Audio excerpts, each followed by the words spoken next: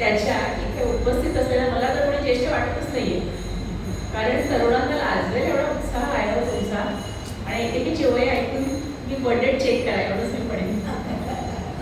आणि ताई पण म्हणाल्या, वर्षाताई आणि दादा पण म्हणाले की उपस्थिती जरा कमी आहे. अहो या पावसामध्ये मी पण वक्ता आहे म्हणून चालेल एवढं सांगते. श्रोता म्हणून जाणं अशा ह्याच्यामध्ये कठीण असतं. आणि कसं आहे माहिती आहे का की खूप प्रसिद्ध वक्ता आहे तर आपण जातो धडपड करत, ते योग्यच आहे. पण वक्ता प्रसिद्ध नव्हते, माहितीच नाही आहे कोणाला, पाहिला नाही ऐकला नाही, अशा वक्त्यासाठी जी मंडळी आली आहेत त्यांचं मी मनापासून कौतुक करते. कारण आजच्या दिवसामध्ये वेळ हा आपल्याकडे सगळं असतं, सगळी सुखसोयी असतात, आपल्याकडे नसतो तो वेळ. आणि तो वेळ तुम्ही न पाहिलेल्या न ऐकलेल्या वक्त्यासाठी साधारणतः 1.5 तास तरी खर्ची करून आलात. खर्ची करणं किती परफेक्ट शब्द आहे बघा, ते देऊन तुम्ही आलात त्याच्याबद्दल खरंच मी तुमचं अभिनंदन करते. आणि ज्या उत्साहाने असे लांब लांब राहणारे या व्यक्ती आहेत, कमिटीतल्या कोण हाजर आहे, कोण तिथे वर्तन करत आहे, असे येऊन तुम्ही ही कामं करता यासाठी खरंच माझ्याकडे तुम्हाला सॅल्यूट आहे. आणि मला वाटतं की आपण जे म्हणतो ना साहित्य संस्कृती टिकवणं वाढवणं हे जे आहे ना, हे काम खरंच तुमच्यासारख्या मंडळांमधूनच होत आहे. तर याबद्दल माझ्याकडनं मी कौतुक हा शब्द वापरणं योग्य नाही ठरणार, मी तुमचं अभिनंदनच करणार. आणि एक सांगतो, हा बोला. आज या कार्यक्रमाला जरी काही कौटुंबिक कार्यक्रमासाठी कोल्हापूरहून आमचे कडे सर आलेले वा, आणि त्यांचं कौटुंबिक कार्यक्रम होते, त्यातल्या त्यात सन्मित्रवर इतकं प्रेम असल्यामुळे ते ह्या कार्यक्रमाला आज आवर्जून आले. क्या बात आहे, जोरदार तालिया. आणि सांगू का ताई, अशी माणसं असतात ना काही निष्ठावान ज्याला म्हणतात, त्याच्यामुळेच ही अशी मंडळं काम करत असतात. आणि यात आपल्याला एक पैशाचा फायदा नसतो, नो प्रॉफिट नो लॉस नव्हते, लॉसच असतो बऱ्याच वेळेला. तरी सुद्धा तुम्ही हे जे काम करताय हे खरोखरच अभिनंदनीय आहे, त्यात काही वाद नाही. आणि नंतर आभार मानणं योग्य नाही, पण तरी पण न पाहिलेल्या व्यक्तीला, म्हणजे आता पहिलीमध्ये आहे अशा व्यक्तीला तुम्ही बोलवलं निरूपणासाठी, कारण कथानिरूपण हा वेगळा प्रकार आहे जरा, मी ते सांगते. तर त्याबद्दल मी तुमचे आभार मानत नाही, मी तुमच्या प्रति कृतज्ञता व्यक्त करते. आणि असे तुमचे एवढं माझ्यावरती कायमच राहावं, कारण कसं आहे हे असे जे कार्यक्रम असतात ना ते आपल्या आयुष्यभर लक्षात राहतात. तुम्हा सर्वांचं पुन्हा एकदा मनपूर्वक कृतज्ञता व्यक्त करते तुम्हा सर्वांच्या प्रती. आणि सुरुवात करते. तत्पूर्वी कथा निरूपण म्हणजे काय मला सांगायचं आहे. आपल्याला भजन माहिती आहे, प्रवचन माहिती आहे, कीर्तन माहिती आहे. कथा निरूपण हे काय केलं, दोन्हीचं कॉम्बिनेशन केलं आजच्या भाषेत बोलायचं तर. म्हणजे आपण एक श्लोक घेतो आधी संतांचा, त्याच्यावर थोडंसं बोलतो आणि त्याच्या आधारे कीर्तनामध्ये कसं आख्यान असतं की नाही, गोष्ट असते ती, आणि आपल्याला गोष्टी आवडतात. कारण या वयामध्ये मी काही तुम्हाला शिकवायला अजिबातच आलेले नाही आहे, कारण तुमच्यातले बरेच जणच म्हणजे आम्ही गमतीत म्हणतो माझे बाप आहात, कारण इतकं तुम्ही ऐकलेलं असणार आहे, तुम्ही बहुशुद्ध असणारच आहात. मलाच तुमच्याकडे शिकायचं आहे, पण तरी मी तुमच्यासमोर बोलणार आहे. मला माहितीच असणार, पण माझं काही चुकत असेल तर ते दुरुस्त करा आणि मला मार्गदर्शन करा. तर अशा माझ्या कथा निरूपणाची सुरुवात करते. मंगलमूर्ती मोरयाचं पहिले वंदन करूया. वक्रतुंड महाकाय सूर्यकोटि समप्रभ निर्विघ्नं कुरु मे देव सर्वकार्येषु सर्वदा. गुरुर्ब्रह्मा गुरुर्विष्णु गुरुर्देवो महेश्वरः गुरुः साक्षात् परब्रह्म तस्मै श्री गुरवे नमः. शुभासारिके पूर्णवैराग्य जाचे वसिष्ठापरी ज्ञानयोगेश्वराचे कवी वाल्मिका सारिका मान्यायसा नमस्कार माझा सद्गुरु रामदासा. जय जय योगी सत्संग.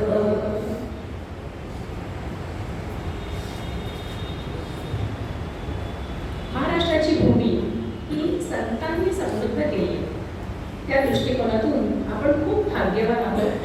कारण आपल्याला अनेक संतांचं काव्य, त्यांनी दिलेली शिकवण, त्यांची वचनं विविध रूपात, म्हणजे समर्थांचा दासबोध असेल, तुकारामांची गाथा असेल, मौलींची ज्ञानेश्वरी असेल, आणि अशा अनंत गोष्टी, त्यामुळे आपलं हे जीवन समृद्ध झालंय. असाच एक संत ज्याचं नाव आहे नरसी मेहता. नरसी मेहता हा गुजरातमध्ये जुनागड या गावातला. नरसीचं जे आयुष्य आहे ना त्याच्याबद्दल असं सांगता येईल की नरसीच्या वडिलांचा व्यापार होता आणि नंतर ते वारल्यानंतर त्यांची इस्टेट सगळ्या मुलांमध्ये वाटली गेली. नरसी आपला साधा पोळा होता, त्या मनाने भाऊ सगळे एकत्र झाले आणि त्यांनी ती सगळी इस्टेट घेतली आणि नरसीला एक जुना पडका वाडा दिला राहिला. पण नरसीचं हृदय हे भगवंताप्रती म्हणजे श्रीकृष्णाच्या प्रती अर्पण केलेलं, कशाबद्दल तक्रार नाही आणि प्रारब्धाला दोष नाही असं त्यांचं वागणं. त्यामुळे जे काही दिलेलं पदरात पडलेलं आहे त्या वाड्यात राहायचं. त्याला छान पत्नी होती आणि 2 मुलं होती. मुलीचं नाव कुंवरबाई आणि मुलाचं नाव शांबळदास. तो संसार कसा चालायचा तर या भगवंताच्या पुढे भजन करायचं, कीर्तन करायचं दिवसभर आणि मग त्या श्यामसुंदरापुढे जे काय कोण 2 पैसे ठेवतील, फळं ठेवतील, काय तांदूळ डाळ ठेवतील त्याच्यावरती संसाराची गुजराण. कधी जेवायला मिळेल कधी नाही, पण तक्रारच नाही, भांडणच नाही. या नरसी मेहताला एक जी मुलगी होती तिचं वर्णन आहे. असे पोटी कन्यका एक द्याला, असे पोटी कन्यका एक द्याला, समृद्धीची सुचित्वाची ठाण त्याला, विधात्याने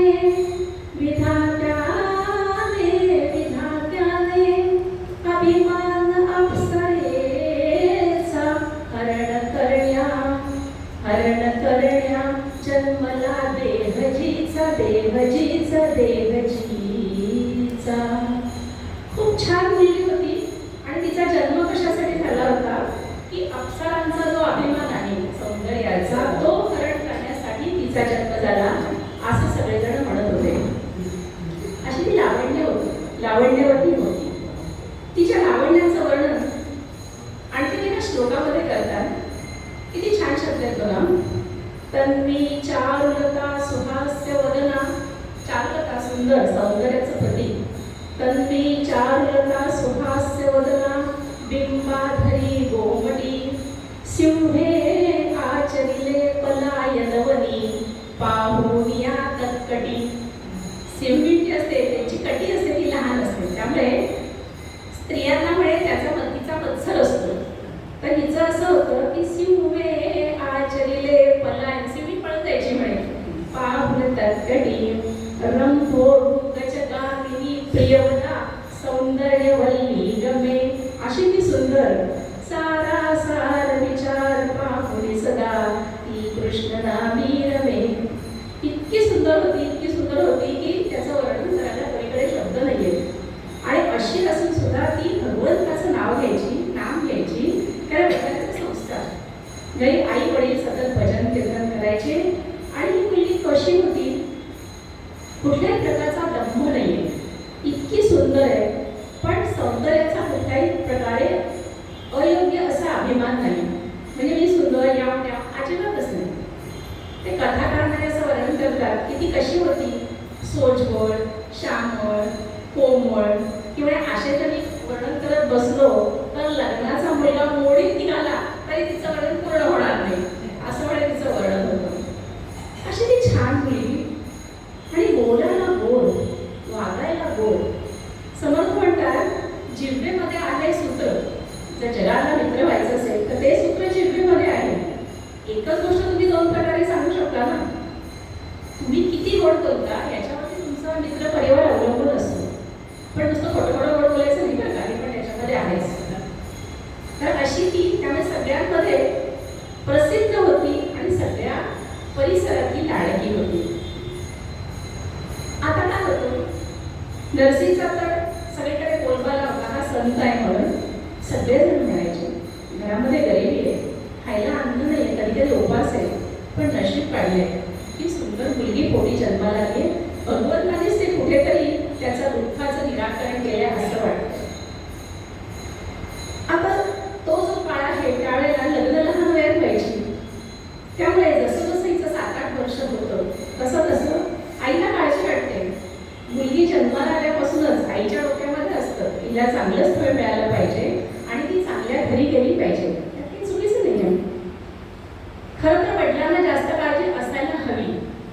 रामाचे हे वडील म्हणजे कायम त्या कृष्णाच्याच पायामध्ये लोटांगण घालत असणारे. पत्नी म्हणायची, नाथ आता मुलगी मोठी व्हायला लागली, तिच्या लग्नाचं बघायला हवे, बरं संशोधन करायला हवे. नाथ म्हणायचे, अगं मी बरं संशोधनच करतोय रुक्मिणीचं. ती म्हणे, तो तुमचा पांडुरंग हिच्याशी लग्न करणार आहे का? हिच्यासाठी वर बघा. ते तिला जवळ बोलायचे आणि म्हणायचे, तू मला एक सांग, ह्या मुलीचा जन्म आपल्या पोटी झाला बरोबर, पण हिच्या जन्माची व्यवस्था भगवंतानीच केली की नाही? त्याच्यामुळे ही आपल्या पोटी आली आहे, तर तोच व्यवस्था बघेल ना. एवढ्या हे ठीक आहे म्हणून हातावर हात ठेवून बसायचंय का?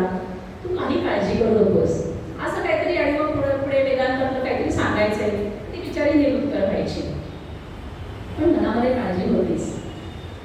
असे दिवस चालले आणि एक दिवस काय होतं, त्या गावामध्ये एक रथ येतो, अतिशय श्रीमंत असा रथ. कसा होता सांगते. रथपुरख्याचा बहुत मजेचा, रथपुरख्याचा बहुत मजेचा, स्वार पुढे धावती, स्वार पुढे धावती. कसा होता त्या रथाला, मी श्रीमंती रथ कसा होता, त्या रथाला दोन्ही बाजूला संपूर्ण रेशमी किंखापाचे पडदे होते. त्याला जे दोन घोडे होते ना, असे तुकतुकीत म्हणतात ना, असे पांढरे शुभ्र तुकतुकीत काठेवाडी घोडे होते. त्या रथाला चांदीचे खांब होते आणि सोन्याच्या फुल्या होत्या, रेशमाचे गोंडे होते. तो रथ चालवायला जो चालक होता ना, तो चालकही श्रीमंत, त्याच्या 4-4 बोटांमध्ये अंगठ्या. पण ह्या रथात बसलाय कोण? एक अतिशय श्रीमंत माणूस, त्याच्या 8-8 बोटात अंगठ्या. त्याच्या अंगामध्ये सुंदर असा मखमलीचा मोठाच्या मोठा कुडता आहे. त्यांनी काठेवाडी धोतर नेसले, अत्यंत मुलायम असतं. पायामध्ये त्यांनी ज्या मोजड्या घातल्या आहेत ना, त्याच्यामध्ये 5 रत्नगिरे मांडले आहेत. डोक्यावरती तुंदील आहे, म्हणजे छान अशा खऱ्या मोत्यांच्या माळा अशा झुलत आहेत. सुंदर असं त्यांनी गंध लावलेले आहे आणि त्याच्याकडे बघताच कळते हा कोणीतरी मोठ्या श्रीमंत घरातला सरदार तरी आहे, नाहीतर आणखी राजघराण्यातला तरी आहे, कोणीतरी मोठा आहे. पुढे गंमत काय माहितीये, त्या रथाच्या बाजूने 2 सेवक धावायचे, बाजू हटो त्या रथाला जागा करायला. शिवाय 2 घोडेस्वार त्या रथाच्या बाजूने धावायचे. कशासाठी? एका घोडेस्वाराच्या हातामध्ये सोन्याचा डबा होता. त्या डब्यामध्ये विडा म्हणतो ना आपण, पानं, ती पानं घेऊन तो विडा असलेला सोन्याचा डबा. म्हणजे आपल्या धन्याला वाटलं की तो धनी तो असा असा करेल पडदा आणि तो विडा घेईल. मग दुसऱ्या बाजूचा घोडेस्वार काय करायचा, थोड्या वेळानंतर त्याचा जो खालेला विडा खेळला, त्याची पिंक टाकायला पाहिजे ना, मग तो इकडचा पडदा बाजूला करायचा आणि त्या दुसऱ्या घोडेस्वाराच्या हातात पुन्हा सोन्याचाच डबा आणि त्याच्या टॉप घेऊन पिंक टाकायला. असं वैभव. आणि हा असा रथ कुठे थांबला? आमच्या नरसीच्या घराच्या समोर थांबला. कल्पना करा, हो आपल्या घरासमोर एखादी मर्सिडीज आली तरी आजूबाजूच्या फ्लॅटमध्ये बघतात ना, कोणाला यांच्याकडे कोण उत्सुकता असते आपल्याला. मी याला काही अपवाद नाही, मी तर असं कुठेही गर्दी असेल की उंच करून करून पाय बघते, आपल्याला कळलंच तरी काय झालंय ते. तसं आजूबाजूचं बघायला लागले, बापरे एवढा मोठा रथ, एवढा तो देखणा माणूस, आणि कोण आलाय? कोण म्हणे की बहुतेक राजेसाहेबांनी नरसीला बोलवलं असणार, नरसी मोठा आहे ना, संत आहे ना. पण सहसा चांगलं फारसं पटकन पसरत नाही बघा. दुसरी बाई म्हणली, झिंगत असला तर संताड्या, त्यांनी काहीतरी देवासाठी केलं असेल, उसने पैसे आणले असतील, ते पैसे वसूल करायला आला असेल माणूस. प्रत्येकाचे तर्क चालू होते. तो रथ घराच्या समोर थांबला आणि तो श्रीमंत माणूस त्यातनं उतरला आणि त्याचे ते सुंदर जोडे बाजूला काढले आणि तो घरात प्रवेश करता झाला. नरसी मेहताचं घर अतिशय स्वच्छ होतं. हो का? वस्तूच नाही, काही वस्तूच काही नाही. त्याला पाहिल्यानंतर लांब कुठेतरी नरसी होता, तो धावत धावत धावत आला आणि हा श्रीमंत म्हणून थोडा पुढे आला. लोकांनी एकमेकांना मिठी मारली. का? दोघं एका शाळेत शिकलेले होते, बालमित्र होते.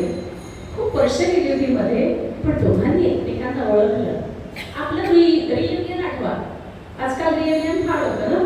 10वीचे बॅच 12वीचे बॅच खूप असतं. दोघांनी एकमेकांना मिठी मारली. तो मित्र नर्सीकडे बघत होता. नर्सीचं एकूण सगळं पाहिल्यानंतर ह्या मित्राच्या लक्षात आलं की माझ्याकडे जे आहे ना त्याच्या कोट्यांश सुद्धा याच्याकडे नाही. गरीब दिसतोय अगदीच, पण याच्या चेहऱ्यावर जे समाधान आहे ना ते माझ्याकडे नाही. मित्र म्हणतो ते त्याच्या शब्दात समर्थ म्हणतात, परमार्थी तो राज्यधारी, परमार्थी तो राज्यधारी, परमार्थ नाही तो भिकारी. अरे या परमार्थाची सरी कोणासे आली. त्याच्या अंतःकरणात भगवंत आहे ना तो कुठल्याही परिस्थितीत समाधानीच असतो. मग तुमच्याकडे मर्सिडीज आणि बंगले असायची गरज नाही. नरसी म्हणतो, बस बस मित्रा बस, तू कसा काय आलास, बस बरं. मित्र बसतो. बसायला काय एक फाटतो कोंबड येतो. नरसी दोघांची तुलना केली आहे कवींनी. नरसीच्या अंगात जो कुर्ता वगैरे जे काय असेल तो कितीतरी वर्षाचा जुना होता, त्यामुळे तो पारदर्शक झाला होता. याच्या अंगावरती मलमलच आहे. ह्याने सुंदर असं अत्तर कानामध्ये घातले, त्याचा छान सुवास पसरला आहे. आणि नरसी आत्ताच कृष्णाच्या पुढचं जे देवार आहे तो शेणाने सारवून आलाय. त्या शेणाचा वास नरसीच्या अंगाला आहे. याच्या तुंतीला खऱ्या मोत्यांच्या माळा आहेत, अशा झुलत आहेत. आणि नरसीने जे पागोट बांधलं होतं ना त्या पागोट्याची लत्तर आहेत आणि त्या लत्तरांच्या माळा झुलतात. नरसी म्हणा, बस बस मित्रा बस बस, तू कसा काय आलास इकडे, माझी कशी काय आठवण आली. सांगतो सांगतो मित्रा, मी आता इतर गोष्टी काही बोलत नाही, मी मुद्द्याला येतो. माझा सगळ्यात धाकटा मुलगा वसंतराय लग्नाचा आहे. मी त्याच्यासाठी चांगली अशी मुलगी बघतोय आणि तुझ्या मुलीचं कौतुक मला पंचक्रोशीत ऐकायला मिळालंय आणि म्हणून मी तुझ्याकडे आलोय. मला तुझी मुलगी सून म्हणून हवे. नरसी म्हणतो, मित्रा तू वेळा आहेस तरी, अरे तू गर्भ श्रीमंत आहेस, माझ्याकडे 28 दारिद्र्य आहे. तुझ्याकडे जी पंचपक्वानांच्या मेजवान्या झडत असतील, माझ्याकडे दररोज उपवास असतो. असं नाही म्हणा, हे होऊच शकत नाही. हा संबंध जुळवला ना तर तुला त्रास होईल. आजूबाजूचे लोक तुला खाली बघतील आणि ते झेपणार नाही तुला. मित्र म्हणतो, ते काहीही नाही, मला हीच मुलगी हवी, तू फक्त हो म्हण. नरसी त्याला समजावून सांगत होता, पण हा काय जिद्दच करतोय की तू हो म्हण, तू हो म्हण. नरसी म्हणतो, ज्या वेळेला ना मी भगवंताला माझं सर्वस्व अर्पण केलं ना त्याच वेळेला हो म्हणायचा हक्क ही त्याच्याचकडे आहे आणि नाही म्हणणारा मी कोण. तेव्हा त्याच्या मनात असेल तसं होईल. ते म्हणे, मला तुझं ब्रह्मज्ञान काही कळत नाही, तू मला तुझ्या मुलीची पत्रिका दे, मी आमच्या ज्योतिषाला दाखवतो आणि पुढच्या आठवड्यात तुला काय ते सांगतो. आता ह्यांचं जे बोलणं चाललेलं आहे ना त्याला 2-3 खोल्यांच्या मागे तिथल्या कृष्ण तुळशीला नरसीची पत्नी पाणी घालत असते. तर थोडंसं कसं आहे, आपण जरी स्वयंपाकात चहा करत असतो ना ते हॉलमध्ये आपल्याला कुणाशी बोलते आपलं लक्ष असतं. कारण सर्वसाधारणपणे आपली समजूत असते की आपला नवरा मुळा आहे आणि त्याला इतर घरी ठरवू नये म्हणून आपला एक कान चहा घालता घालता पण तिकडे असतो बघा. मग हसला तुम्हाला मी म्हणते बरोबर आहे आपला. तिला काहीतरी कळतं लग्न बिग्न असं काहीतरी मुलीचा विषय. मग ती 2 खोल्या पुढे येते. त्यावेळेला हॉलमध्ये असं बायकांनी यायची पद्धत नव्हती. ती 2 खोल्या आणि त्यांच्या बांगड्या वाजवते. हो हो हो हो इकडे बघा इकडे बघा, हो म्हणा हो म्हणा हो म्हणा हो, फक्त हो म्हणा. बांगड्या वाजवते. नरसी तिच्याकडे बघतात आणि दुर्लक्ष करतात. आयुष्यभर त्यांनी तेच केलं. आता काही नवीन केले अशातला भाग नाही. पण ती ते सगळं ऐकत इथे उभी असते आणि तो मित्र म्हणतो, नरसी मी आता चाललो, माझा माणूस येईल आणि पुढच्या ह्याच्यात ठरवून द्यायचं. अरे तुला मी पुन्हा सांगते, माझ्या पैशाची परिस्थिती बघ, तू फक्त मुलगी आणि नारळ दे, तो नारळ सुद्धा तुला मीच दे. असं तो निक्षून सांगून मित्र निघून जातो. पुढच्या आठवड्यामध्ये मी पत्रिका घेऊन, त्याचा माणूस येतो, पत्रिका घेऊन जातो आणि तो मित्र मनात ठरवतो, पत्रिका जुळली तर उत्तम, नाहीतर ती कशी जुळवायची ते मी बघीन. आणि मग ज्योतिषाकडे येतात. ज्योतिष म्हणतो, शेठ तुम्ही हे लग्न लगेच करा, कारण या मुलीच्या पायात गजानंत लक्ष्मी आहे, लग्न कराच. मग काय, आता तर ग्रीन सिग्नल मिळाला. 10 दिवसांनी परत तो मित्र येतो आणि नर्सीला सांगतो, नर्सी हे लग्न पक्क, आता तुला कुठली तारीख पाहिजे ती बघ. पुढच्या आठवड्यातली तारीख बघ. ठीक आहे. आता काय इतकं झाल्यानंतर आणि पत्नी तर आनंदातच आहे, त्यामुळे नाही म्हणायचा प्रश्न येत नाही. आणि नर्सीला वाटतं की भगवंतानीच ठरवलं असेल की तिला इतकं सुंदर चांगलं श्रीमंत स्थळ मिळतंय. ठीक आहे, मी जातो, अमुक तारखेला करायचंय आणि काय तुमचे कुलधर्म कुळाचार असतील ते करा. कारण नरसी कृष्णभक्त आहे, सगळ्या परंपरा पाळणार आहे, त्याला दिसतच आहे. ठीक आहे, मी जातो. मग यांचे कुलधर्म कुळाचार याच्यामध्ये आदरणीय बुवा खूप छान वर्णन करतात. मी मकरंद बुवांचंच हे आहे. ते म्हणतात की आपले कुलधर्म कुळाचार आम्ही पहिले हे बघतो की खायला काय करायचंय. तर श्रावण महिना आहे ना, मग भाजणीचे वडे, पुरणपोळी, अळूवडी हे आवश्यक पण आहे बरं का. शेवटी काय आहे, परमार्थ कधी सुचतो, 2 वेळेला आपलं पोट भरलेलं असेल ना तेव्हा परमार्थ सुचतो. आपण सगळे मान डोलवतात म्हणजे तुम्हाला पडतंय आहेच, हे जी वस्तुस्थिती आहे ती आहे. पण संतांचे कुलधर्म कसे असतात. वाढवाया प्रेम, वाढवाया प्रेम, भक्तिभाव धर्म, वाढवाया प्रेम, भक्तिभाव धर्म, कुळाचार नाम, कुळाचार नाम, कुळाचार नाम, तेरे जैसे, तेरे जैसे, तुका म्हणे गुण चंदनाचे अंगी, तुका म्हणे गुण चंदनाचे अंगी, ऐसे तुम्ही जगी संत जन, संत जन, वाढवाया प्रेम, वाढवाया प्रेम, वाढवाया प्रेम.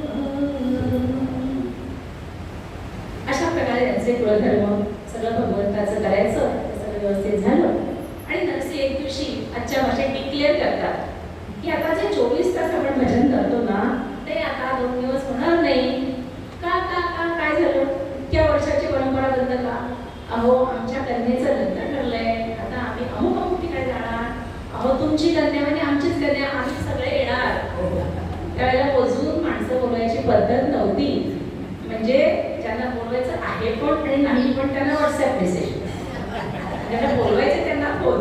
आपल्याला फोन द्यायला की आपण समजून जायचं की याच्यासाठी तुम्ही नाही. किती छान सोय केली व्हॉट्सअपने आता. त्यावेळेला तसं नाही. आणि नरसी येणार म्हणजे नरसीचा सगळा ग्रुप, गँग, म्हणजे मी त्याला कृष्ण गँग म्हणतात बरं का. तर ही सगळी मंडळी ठरवतात की आता आपण लग्नाला जायचं. आणि अहो तयारी बियारी बॅगा बांधायचा प्रश्न आहेच काय घरी. एक कोपडं खांद्यावर घ्यायचं, एक कोपडं हातावर घ्यायचं. असेल एखाद्याकडे तर एखादा 17 एखादा एक्सपर्ट होतं त्याच्यामध्येच. आणि मंडळी निघाली. वर्णन असं आहे की ही मंडळी म्हणे लग्नाचं वराळ वाटतच नव्हतं. ती म्हणे वारीच वाटत होती. कारण सगळ्यांच्या त्या टाळ, झांजा, विणा, पखवाज आणि मंडळी निघाली. राम कृष्ण हरी जय जय राम कृष्ण हरी जय जय राम कृष्ण हरी, अशी ही सगळी मंडळी निघाली. छान मंडळी आता निघाली आणि काय त्यांच्या वेळेप्रमाणे तिकडे पोहोचली. तिकडे जसं मी म्हटलं त्या प्रचंड श्रीमंत असा काळ सगळा लग्नाचा. छान पैकी लग्न पार पडतं, कुठलाही अडसर येत नाही. लग्न छान पार पडतं. लग्न झाल्यानंतर पण नरसी आणि त्याचा ग्रुप जो आहे ते 8 दिवस राहतात. का तिथे फुकट मधुकल्ल्या मृतकल्ल्या खायला मिळणार होत्या म्हणून का नाही होत. नरसीने काय केलं, त्या गावामध्ये जी जी मंदिरं होती, 8-10 मंदिरं होती. प्रत्येक गावात कसं मारुतीचं असतं, रामाचं असतं, कृष्णाचं मंदिर असतं. प्रत्येक मंदिरात जाऊन त्या देवाच्या ते पाया पडले. त्या प्रत्येक ठिकाणी काय भजन कीर्तन मला ते पण ऐकू येत आहे. तर ते भजन कीर्तन सगळीकडे केलं. का माहिती, आपण ज्यावेळेला परक्या गावात जातो ना त्यावेळेला तिथल्या क्षेत्र जो देव आहे किंवा ग्रामदेवताची आहे त्याच्या पाया पडायचं असतं. म्हणजे आपला तिथला मुक्काम चांगला होतो आणि आपल्या पुढच्या पिढ्यांना त्या ग्रामदेवतेचे पण आशीर्वाद मिळतात. असं 7-8 दिवस झालं. आता निघायची वेळ आहे आणि मग निरोपाला येतात. ती छोटीशी पोर आहे, आता साडी नेसली, नऊवारी पद्धतीचं लोडं नेसते, भरपूर दागिने, आता श्रीमंतांची सून आहे, सगळे दागिने तिच्यापेक्षा महत्त्वाचे दागिने तिचे, तिच्या सासूबाई सासरे, तिला 3 दीर आहेत, त्यांची लग्न झाले, त्यांची मुलं, असं सगळा परिवार निरोप समारंभच आता. मुलगी आता म्हणजे मुलीला सासरी घेऊन आता वडील जाणार आहेत ना, सगळे जमलेले. ही छोटीशी पोर सगळ्यांना पायाला पाकून नमस्कार करते. नरसी, त्याची पत्नी सगळेच आहेत आता निरोप द्यायचा. नरसी तिला म्हणतात, बाळा तुला एक सांगू का? सांगा ना बाबा. संपत्ती अथवा विपत्ती जैसी पडेल काळगती, परिहरी नामाची स्थिती सांडूची नये, सांडूची नये, सांडूची नये. बाळा, आयुष्यामध्ये दुःख सुख हे येतच राहणार.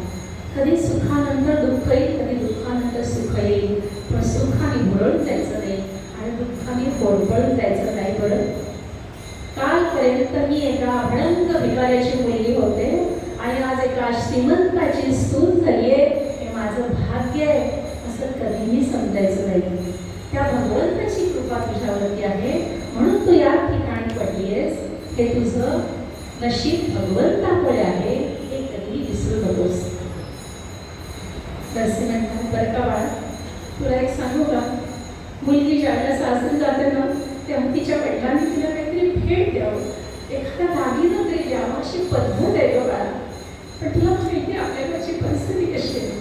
2 वेळा जेवायचे भान ना तुझ्या बापाच्या घरी. मी करेन तुझ्याकडे काय तुला वस्तू देणार?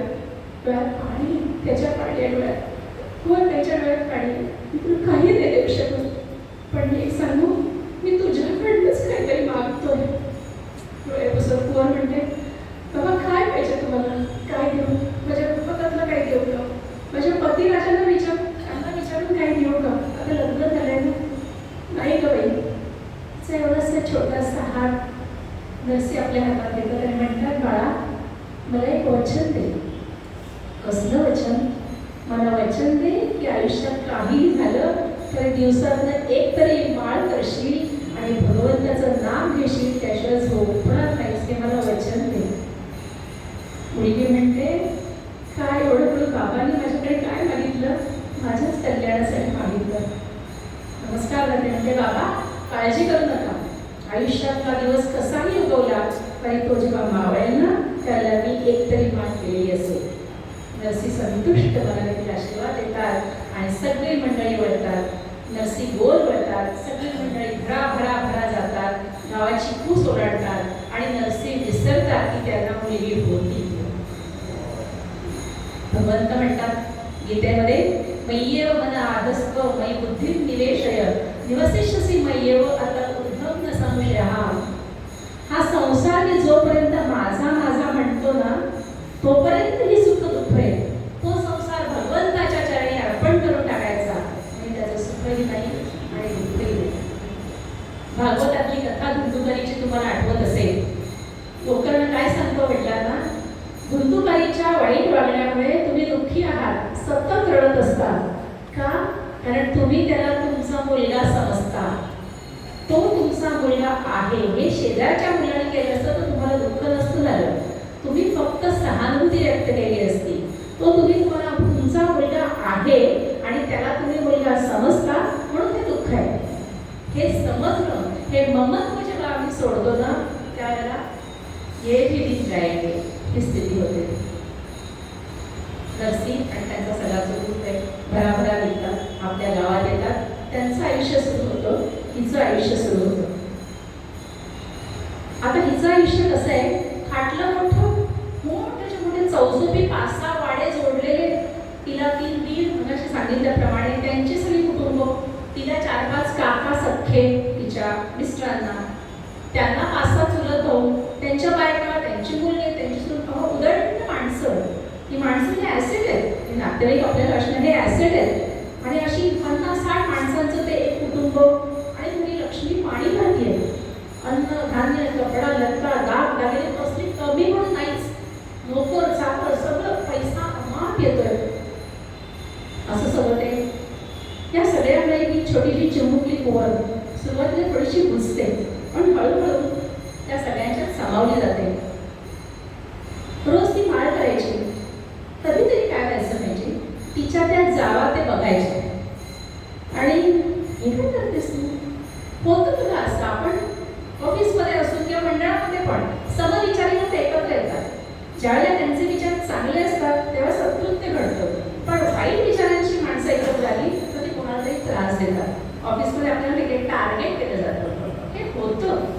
माणसाच्या स्वभावाचा हा भाग आहे.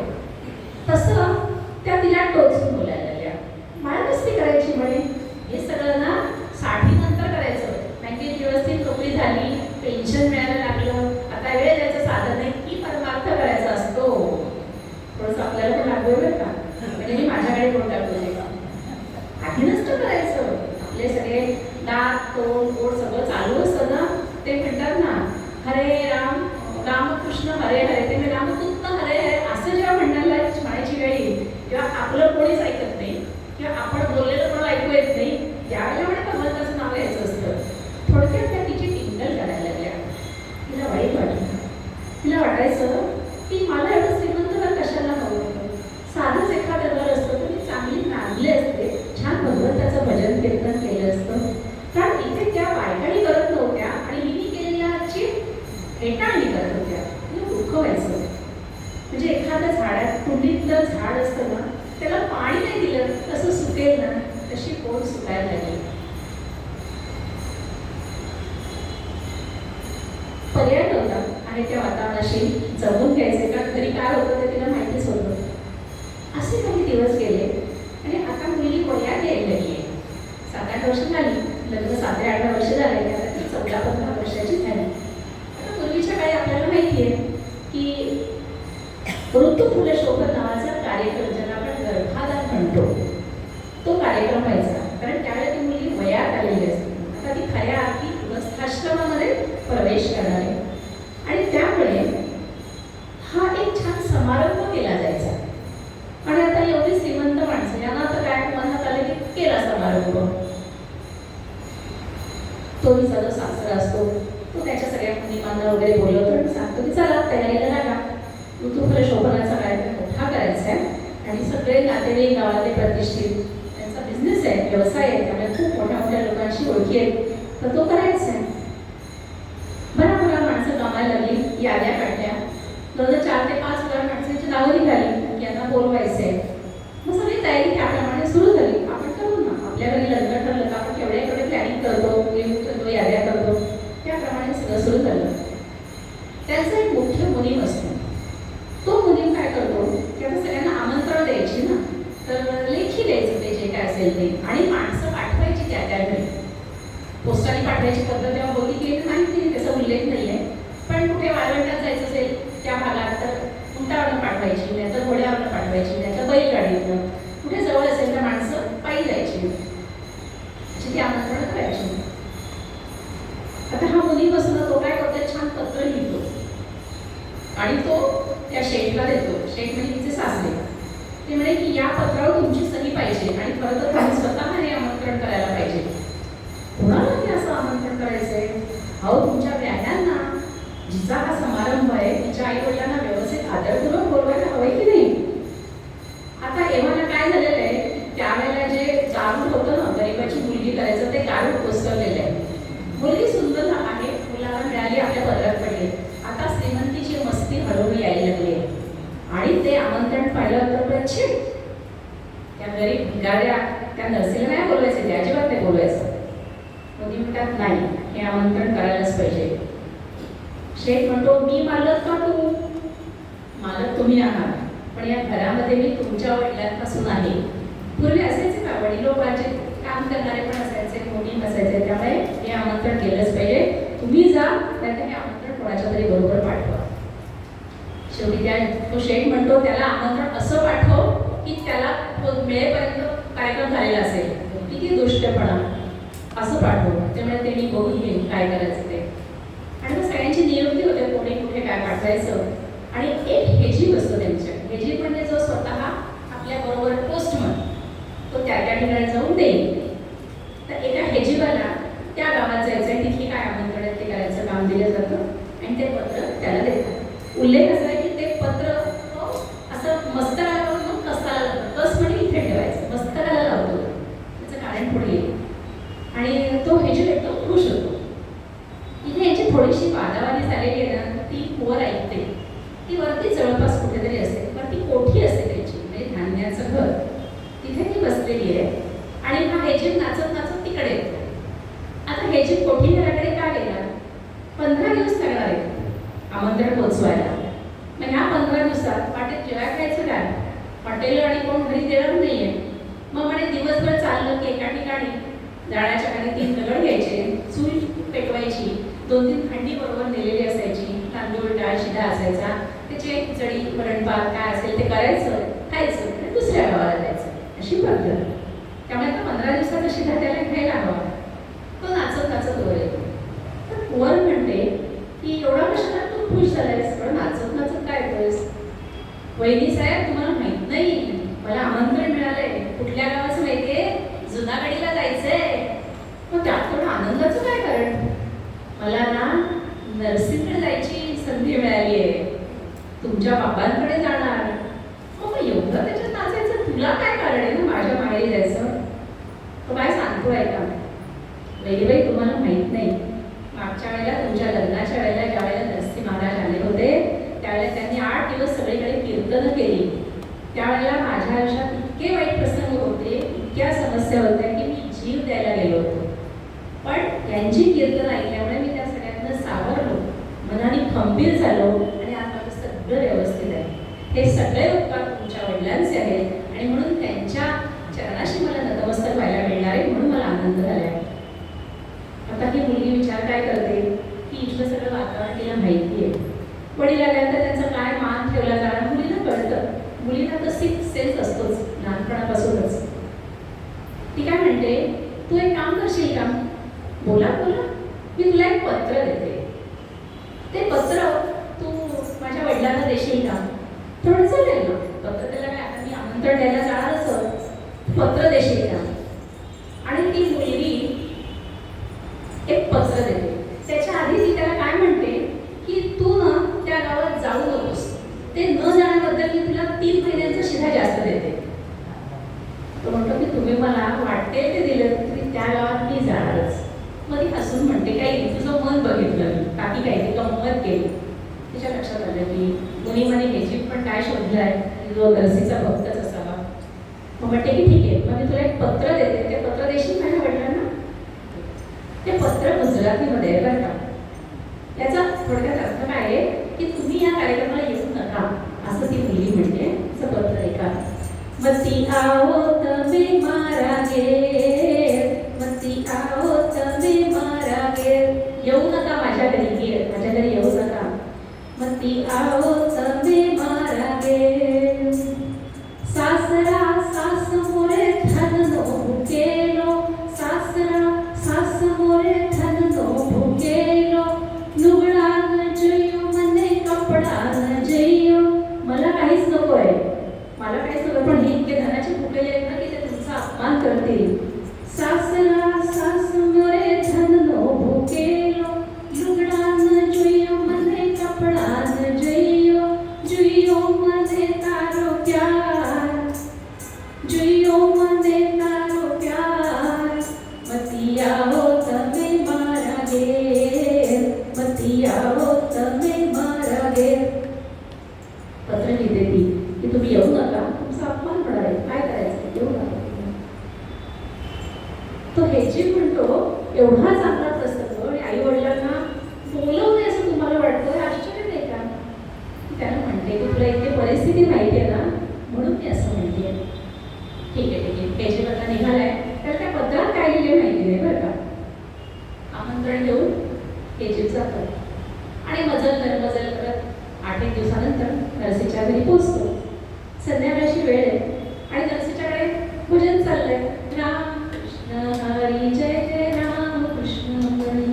चला त्यांचा 50-60 जणांचा तो त्यांचे जे लोक आहेत ते छानपैकी संध्याकाळी भजन करतायत. हा पण एका कोपऱ्यात जाऊन बसतो. त्याला पण ते ऐकायला छान वाटतंय. आज तो नास्तिक माणूस जरी मंदिरात गेला आणि असं छान भजन चालले असेल तर ती संगीताची जी जादू आहे ना आणि त्यात जे भाव असतात ना ते आपल्याला आकृष्ट करतातच.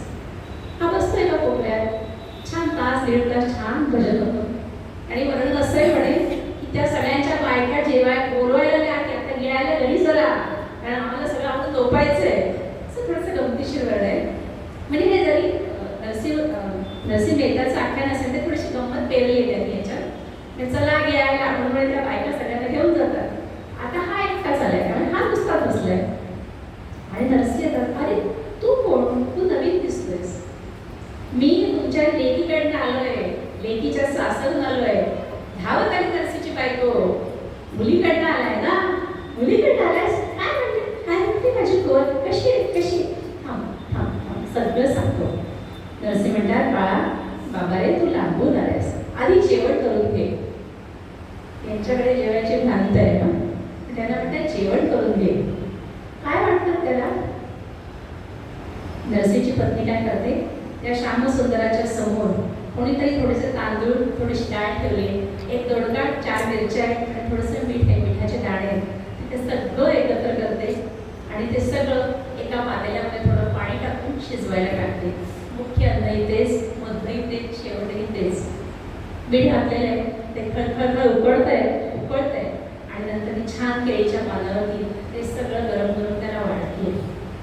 अहो तो हे जी 8 दिवस जेवला आणि असा चाकून जेवला, भांड चाटून पुसून खाल्लं का? श्यामसुंदराचा तो प्रसाद होता. प्रसादाचं कौतुक आपल्याला माहितीच आहे. बघा, सज्जनगडाला तुम्ही जाऊन आला असाल, सज्जनगडाला सकाळी पोहे देतात बऱ्याचदा. तर पोह्यात काय ते कांदा तर नाहीच, मटार नाही, तुमचे टोमॅटो नाही, तुमचे कोथिंबीर नाही, कढीपत्ता नाही, दाणे असले नसले तर नसले, कोबी घालतात. म्हणजे पोहे पाणी टाकून लागतात. म्हणजे मी जेव्हा गेले होते ना, तेव्हा सकाळी काय विचारलं, नाश्ता आहे, स्टाईल असते ना, काय नाश्ता आहे विचारायचं, मस्ती. त्यांनी सांगितलं पोहे. म्हटलं काय पोहे, ठीक आहे, काहीतरी तर पाहिजे ना खायला. मी आठवत होते जवळ पुढे दुसरीकडे काही खायला मिळेल का, पण ते म्हणाले की ताई घ्या तुम्ही. आणि रांग होती त्याच्यामध्ये, तर मी रांगेत उभे राहिले आणि ते जे बुवा होते ते रामदासचे बुवाच वाढवतात तिकडे, तर त्याने भरून घातले. म्हटलं बुवा एवढे नको बरं का, थोडंसं शिष्टपणा. आणि मी ती कमी केले बरं का, मी असं तळबुडे एवढेच घेतले. आणि मग तिकडे रमेश काका होते आमचे गुरुचे, त्यांच्याबरोबर मी त्या झाडाखाली जाऊन बसले आणि एक घास खाल्ला. म्हटलं बापरे, आणि टेस्टी आहे. म्हटलं 60 वर्षाच्या आयुष्यात मी इतके टेस्टी पोहे खाल्ले नाही कुठे. आणि खूप चांगली लागली होती. आता कशी मागणार मान, मी स्वतः हुशारी केली होती ना. झाल्या त्या काकाला म्हटलं आता चालले झाले तो पोहे. ताई खा की, घ्या, सगळेजण घेतात डबल टेबल. तर यांना काय सांगाय, तिथे काय नाटक केलं होतं ते. आपले खुर्चीत त्या खाली जाऊन उभे राहिले. म्हणजे त्या बुवाच्या थोडी लक्षात येणार की मी कमी केले. मी जवळला तर त्याच्या ताई भरपूर घ्या, आणखीन घ्या आणि लाजू नका. म्हटलं खरंच छान झाले बाबा, मी 3 पाऊल पोहे खाल्ले. मी म्हटलं की जास्त खायचं वाईट नाही ना, काही नाही खा. त्या पोह्याची चव अजून सुद्धा माझ्या ओठावर. मी अनेकानंतर कोबी पोहे केले, एकदाही चांगले झालेले असं. त्यांचे म्हणाले की तू आपलं नेहमी घालतेस तेच ना, कोबी पोहे खायचे ते गडावरच. गोंदवल्याची आमटी, ती पण मला आठवते, कसली पाणथळ असते, अशी असते, पण काय टेस्टी लागते. त्यावर भगवंताचा प्रसादच आहे, भगवंताचे आशीर्वादच आहे. तर इकडचं सांगते. आणि असं छान त्याचं जेवण झालं आणि तो म्हणतो की कुंवरबाईंनी पत्र दिले तुमच्यासाठी. हो का, दे. आणि नरसी ते पत्र असं उघडतात आणि फार सुंदर टप्पोर अक्षर म्हणतात, कमरे एवढी पोर आता मोठी झाली, पत्र लिहायला लागली. आपलीच मुलगी समोरची वाढते त्या बघून जे काय वाटतं ते फक्त त्या माऊलीलाच माहीत असतं. पत्र लिहायला लागली, अरे वा. आणि मग लगेच तिची आई, नरसीची बायको येऊन बसली, वाचा वाचा वाचा. आणि ते वाचतात. मग आहो म्हटल्यानंतर एकदम थांबतात. अहो मोठ्याने वाचा, मनात वाचायला मला कसं कळेल. काही नाही ग, तिने असं लिहिलंय की तुम्ही छान आहात, मी छान आहे, तब्येती सगळ्या व्यवस्थित जपावं आहे. कोणाला सांगताय खोटं, तुम्हाला मी ओळखत नाही, वाचा. वाचतो. रागवणार नाहीस ना, तर वाचतो. अहो मुलीचं पत्र आहे, त्यात काय रागवायचं असतंय, वाचा वाचा लवकर. मग ती आहो तमे मारोगे, तुम्ही माझ्या घरी येऊ नका. अहो ऐकून संतापली, म्हणाली पोरगी श्रीमंताच्या घरी गेल्यानंतर एवढी माजोरडी झाली, माझ्या घरी येऊ नका. गरीब आई वडिलांना बोलवायची हिला लाज वाटते, ही मुलगी माझी मुलगी याची मला लाज वाटते. थांब थांब थांब, टेम्परेचर वाढू देऊ नकोस. मग ती म्हणते पुढे, रहिशो नाही तारो मान पिताश्री, रहिशो नाही तारो मान पिताश्री. तुमचा मान ते राहायला राहणार नाही, टेम्परेचर डाऊन असं म्हणते. मग ते सगळं आहे, मला डोळं बिळं काही नको, हे लोक धन्याचं मुकेले धनाचे, तुमचा अपमान होईल. डोळ्यात अश्रू व्हायला लागले. असं आहे का, माझी कोण अशा स्थितीमध्ये राहते का. नरसी म्हणतात की हे बघ, हे पत्र आहे, पत्र बाजूला ठेवतात. डोळे पुसून नरसीची पत्नी म्हणते, नाथ तिने काय केले, तिच्या गावात येऊ नका तिच्या घरी येऊ नका म्हटले. गावात यायला ती बंधन नाही घालू शकणार ना, आपण जायचं, आपण दोघांनी जायचं लांब कुठेतरी, आपण एखाद्या घरात राहू आणि आपला वसंतराय आणि त्याची पत्नी कुंवरबाई जी आहे ना, त्यांच्याशी छान मिरवणूक निघणार गावात, ते आपण डोळे म्हणून बघू, तिला छान आशीर्वाद देऊया. हे सगळं हे जे बघत होता त्यांच्या डोळ्यातलं घराला पाणी येत आहे, त्याला हे माहित नाही ना असं तिने लिहिलंय. तर म्हणाला ठीक आहे, तुला वाटते ना जाऊया. त्याची म्हणाला तुम्ही त्या कार्यक्रमाला आलंच पाहिजे, नाहीतर मी परत येऊन तुम्हाला घेऊन जाईन. बरं ठीक आहे, हेजिबाचं प्रेम आहे आणि हेजिब जातो. आणि नंतर तिच्या ऋतुपर शोभनाचा जो कार्यक्रम आहे तो दिवस हळूहळू उजाडतो. आणि परत त्यांची सगळा ग्रुप आहे ना, कुठे चालले नरसी, माझ्या मुलीच्या कार्यक्रमाला, तुमची मुलगी म्हणजे आमचीच मुलगी, आता याचाच येतो मला सांगितलं होतं, आम्ही येणार, तयारी काही करायचीच नाहीये, बरोबर टाकाली चालले आहे. परत हातात काय मृदंग आहे, वीणा आहे, टाळ आहे आणि राम कृष्ण हरी जय जय राम कृष्ण हरी.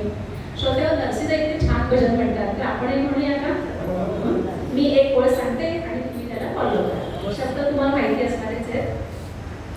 हरी सुंदर नंद मुकुंदा, हरी सुंदर नंद मुकुंदा, थोडा आवाज वाढूया म्हणजे आपल्याला छान वाटेल ऐकायला.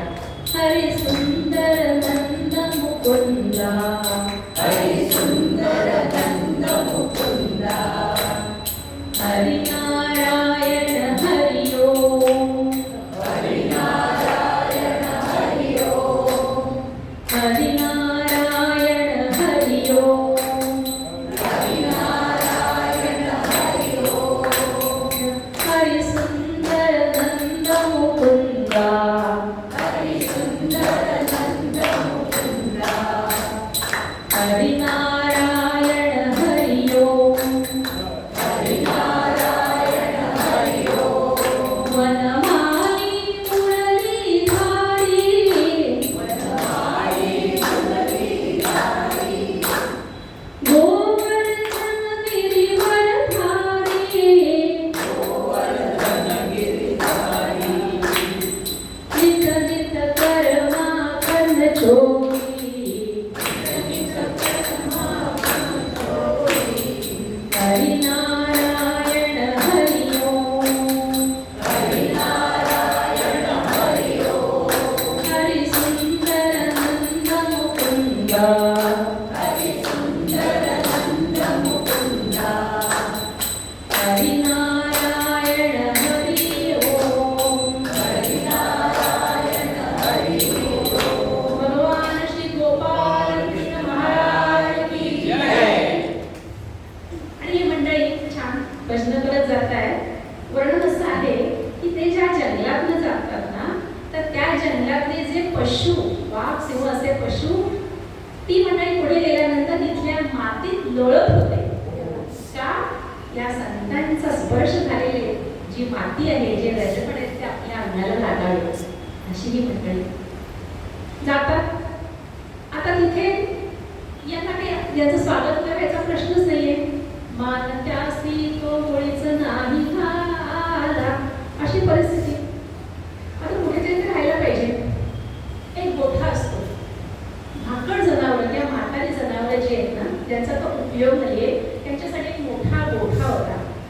आणि संध्याकाळची वेळ असल्यामुळे ते सगळे प्राणी चालायला गेलेले होते, त्यामुळे ते रिकामं होतं.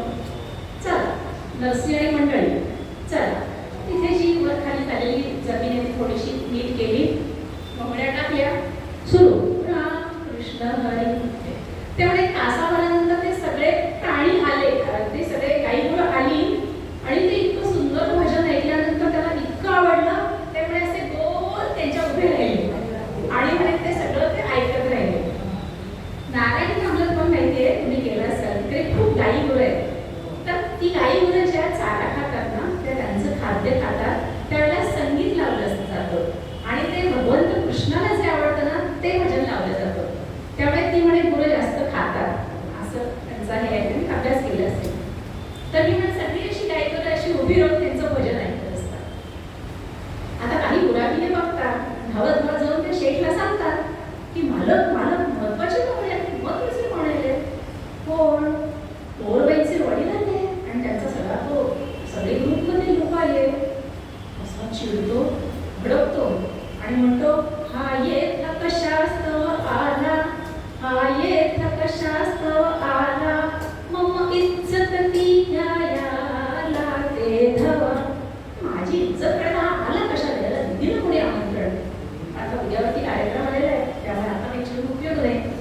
मुनी मला बोलवतो, मुनींची या पटकन. आत्ताच्या आत्ता 15-20 दिवसांचा सगळा शिधा, तांदूळ, डाळ, तेल, तिखट, मीठ जे काय असेल ते, गव्हाचं पीठ, खडीचं सगळा शिधा घेऊन त्या नरसीच्या डोक्यावर ठेवा. त्यांना म्हणून 15 दिवस इथे फिरकू नका. या श्रीमंत वातावरणामध्ये तुमची नक्कर दाखवू नका, ताबडतोब घेऊन जा. तो मुली खुश झाला, काय झालं त्यानिमित्ताने नरसीकडे जायला मिळालं. ते असं वर्णन की ते सगळं सामान त्यांच्या सेवकांनी घेतलं. एक छोटीशी पिशवी त्या मुनिमाने पण आपल्या डोक्यावर घेतली का, तुझे कारणी देव माझा घडावा. त्याला उद्गरच नव्हती, पण माझी पण सेवा. आणि असं सगळं तो तिकडे नेऊन देतो. नरसी म्हणतो सगळ्यांना, बघा बघा बघा, एवढं हृदय मोठं आहे, आपण आल्याबरोबर सगळा शिधा आपल्याला नजर. मुनी रडतो, त्याच्या डोळ्यातून पाणी येतं. अरे जिचा समारंभ आहे, तिचे आई वडील त्यांना हाताला धरून आत न्यायला होतो, मुख्य महालात ठेवायला हवं होतं वाड्यावरती. नरसीला सांगतात, काही काळजी करू नका, आणि रात्रीच्या भोजनाला प्रसादाला मी इकडेच येणार बरं का. मला ती पंचपक्वानं नकोत. तुमच्या गायनाने भजनाने ज्याच्यावरती पवित्र संस्कार झाले असंच मी भोजन जेवणार इथेच. दोघांची उलावली भेट होते. मुली तिकडे निघून जातो. आता दुसऱ्याच दिवशी हा सगळा कार्यक्रम आहे ऋतुप्रशोभनाचा. आणि वर्णन इतकं सुंदर आहे, अशी खूप मांडव टाईप ऑफ पैशाची कमी नाही. आपण त्या अंबानीचं लग्न नाही का पाहिलं, म्हणजे ते बघा किती आपला वेळ छान केला सांगा. तिथपर्यंत पोचायचा विचार करायची गरजच नाही. ते हिऱ्याचे सेट, ते कसले काय 3-3, 4-4 कोटीचे हिऱ्याचे सेट. दुसऱ्या दिवशी ट्रेनमध्ये तसाच सेट आला होता 25 रुपयाला. माहिती झालं आपल्याला. आपल्या दागिन्यांचे दुसऱ्या दिवशी डुप्लिकेट सेट आले. आम्ही म्हटलं करायचं काय एवढे कोटी घालून. आज घातलेला आपल्याला दुसऱ्या दिवशी काय वर्षभर घालायचा नसतो. पण कोणतरी मैत्री म्हणतेच, त्या दिवशी तू घातलाच ना गं. काही लक्षात राहत नाही. निरूपणात सांगितलेलं लक्षात राहत नाही, पण कुठली साडी नेसलेली असते ते आपल्या मैत्रिणींना पक्की माहिती असते. काळजी घ्यायला लागते की ती मैत्रीण नसेल तेव्हा ती साडी नेसेल असो. तर मुद्दा असा आहे की असं ते सगळं श्रीमंत मोठे मोठे मंडप आहेत. काही मंडप स्वयंपाक करायचे, काही मंडप धान्य ठेवायचे, काही मंडप मोठ्या मोठ्या माणसांना उतरवण्यासाठी, काही मंडप दुपारी झोपायसाठी. एवढं खाल्ल्या तर झोपायला लागणारच ना, त्याच्यासाठी वेगवेगळे असे मंडप बांधलेले. आणि सगळीकडे काय वर्णन करू, त्या वर्णात 10 मिनिटं जातील म्हणून मी वर्णात जात नाही, फक्त अंबानी लक्षात ठेवा. असे ते सगळे मंडप. आणि सकाळची वेळ झालेली आणि आपली पोर छान सुंदर अशी पैठणी नेसली आहे. नाकातनं ते काय दागिन्यांचं वर्णन करायचं, तिच्यापेक्षा जास्त वजनाचे दागिने. आणि वसंतराय पण छान तयार झालेले आहे. आणि सकाळी पुण्यानं वाचलंय, संकल्प सोडायचा आहे ना की आम्ही हा कार्यक्रम करतो. आता आजकाल ना त्या लग्नाच्या तेवढ्या हळद आणि ती पार्टी आणि काय ते डीजे आणि संगीत, त्यामध्ये पुण्यावाचन एक गाठ टाकून टाकतात. त्या मुलीलाही माहीत नसतं कोणी काय संकल्प केला. असो, तिकडे न जाणं बरं. तर असं छान पुण्यावाचनाला ती बसले दोघं. आणि सगळीकडे छान असे सकाळचे नाश्ते तर काय विचारू नका. आपल्याकडे 2 पैसे केले लगेच आपण 2 नाश्ते ठेवतो. यांच्याकडे काय दिवस सगळं सुशेषात किंवा छान सगळे आजच्या भाषेत एन्जॉय करतात असं सगळं. आणि मग हळूहळू 12-12:30 वाजतात. आता सकाळी पोटभर नाश्ता केला तरी लोक जेवायची वाट बघतायत. त्यामुळे वास पसरतात बघा वातावरणामध्ये. एखाद्याच्या घरी बटाटे वडे केले असतील तर आपण गेल्याबरोबर वास येतो की आपल्याला, आपल्या मिळणार तरी माहीत नाही पण वास येतो. आणि पदार्थ जे आहेत ना ते आधी नजरेने, नंतर वासाने आणि मग चवीने खायचे असतात. असे सगळे वास पसरत आता सगळे दाताला धार लावून बसले. आणि 12:30-पाऊणची वेळ होते आणि सगळी छान पंक्ती मांडली आहे. वेळ मिळाला असं छान केळीचं मस्त पान आहे, कुठेही मध्ये चिरा न पडलेलं, न जोडलेलं, हिरवगार सगळे पदार्थ मांडले. त्याच्या जागा पण ठरलेल्या आहेत पदार्थांच्या. म्हणजे उजवीकडे डोळा गेला तिकडे भाजीच असणार, तर पचकन गोड पदार्थ तिथे ठेवलाय आणि मीठ आले असं नाही. आपल्या संस्कृतीने इतके सुंदर नियम बांधलेले आहेत ना, आणि ते पाळण्यामध्ये मजा आहे. आता मला उल्लेख करावा असं वाटतो. परवाच मी एका लग्नाला गेले होते. सगळ्यात पहिले आपली ताटली घेऊन जायचं मागायला. वाईट आहे ना, आपल्या संस्कृतीने नाही, पर्याय नाही म्हणून आपण करतो. मी मलाही तेच करायचं, तुम्हालाही करायला लागत असेल. आपली ताटली घेऊन जायचं आणि मग तो काय वाढेल ते घ्यायचं. आणि मग ते 2च वाट्या देतात, जास्ती वाटा देत नाही. आणि पातळ पदार्थ खूप असतात, मग 2-3 पदार्थ राहतात ते घ्यायचे. मग त्या 2 वाट्यांमध्ये घ्यायचं. मग बाकीचं सगळं बाजूलाच ना. मग त्या कोशिंबिरीचं पाणी बटाटा भाजीमध्ये जातं, त्या कुरम्याचं उडीत जातं आणि कशाचं ते त्या जिलबीचं सगळे एकमेकांशी सुखे नांदतात. मध्ये मध्ये गळाभेट पण ते पदार्थ करतात. पण जास्त घ्यायला लागतं कारण संपलं तर आणणार कसं. परत ते आपलं उष्ट ताट घेऊन आपण तिथे गेलो ना तर त्या रांगेतल्या ज्या बायका असतात ना त्या अशा पूर्णसी बघतात जसं की त्याच पैसे भरणार आहेत. मग कसं तरी होतं काही सगळं जास्त घेऊन द्यायच पर्याय नाही. तरी तुमच्या खाण्याला ते टिपटॉप आहे ना तिथे एक चांगले ताक असं ना ते त्या छोट्याशा कुल्लडमध्ये असं वेगळं ठेवतात. इतर ठिकाणी ते ताक पण आणायला लागतं. पण हातात काहीतरी घ्यायचं असं. तर ही आपली बुफे सिस्टीम. पण तिथे ना मला एक कळत नाही बुफे ठेवता ठीक आहे पण वाढायला 4 माणसं ठेवा ना. तुम्ही 10 लाख खर्च करता ना आणि 10,000 खर्च वाढायला माणसं ठेवा ना. म्हणजे घेताना कमी घेऊ ना. आता बटाटे वडे आवडतात म्हणून मी 4 घेतले पण पहिल्या वड्यात लक्षात आलं मीठ जास्त झाले. 3 गेले की फुकट. वाड्यात कोणी असं मी घेतला नसता तो असं त्यात नको जायला मोठ्या ते पत्रट आलिया भोग असेल. तर अशी छान तिथे पंगत मांडली आहे. छानसा पांढरा शुभ्र भात वाफायचा त्याच्यात ती पिवळं घट्ट वरण त्याच्यावरती तुपाची धार त्या भात आहे. आपल्या पदार्थांचे रंग तरी बघा. ती अळूवडी बघा, ती कोशिंबीर बघा, सुरळीची वडी, वाटली डाळ कशी एक पिवळं गमकतो, एक हिरवं आहे, एक बिटाचं काय असेल तर लाल सुंदर पदार्थ कशी ताटं सजली आहेत. नेहमीप्रमाणे कीर्तनकार या पंक्तीचं वर्णन करतात.